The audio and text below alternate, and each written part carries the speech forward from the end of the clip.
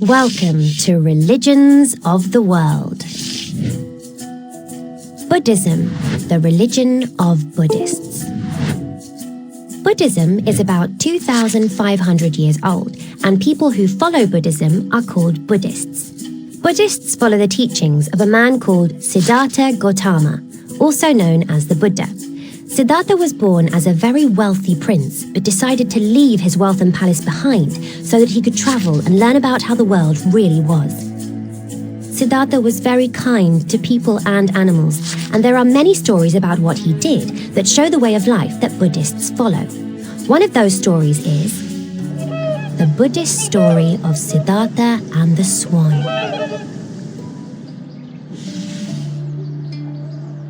When Siddhartha was a boy, he lived with his family in a great palace. One morning, he was playing by a river that flowed through palace gardens. He watched as swans flew high above in the sky. Suddenly, an arrow came whizzing through the air and hit one of the swans. The swan crashed to the ground. Siddhartha was shocked.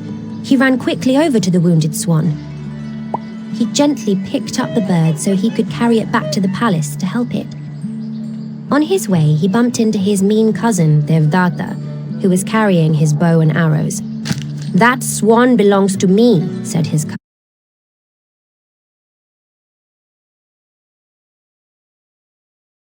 Said his cousin. "I shot it." "No," said Siddhartha. "It is mine because I have saved it." They took the swan to their teacher to settle the argument.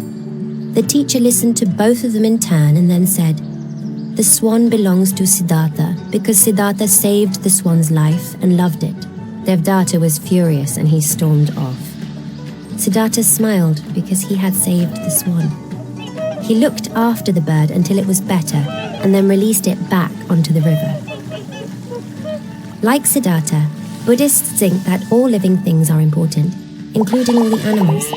There are lots of Buddhist stories that show we should be kind and loving to all living things. One of these stories is the Buddhist story of the Monkey King. Once there was a tribe of monkeys who lived in a forest. The king of the monkeys was very strong and kind and looked after all of the other monkeys. One day he was walking along a river beneath a huge mango fruit tree. In the distance he saw a big human castle. The Monkey King was worried the humans would find the delicious mangoes and eat them all, leaving none for the monkeys. So he asked the monkeys to pick all the mangoes to keep them safe. The monkeys did as they were asked, but unfortunately they missed one mango, the juiciest and ripest mango of all. That night, the juicy mango fell into the river and floated all the way down to the human castle. The greedy king saw the mango floating in the water.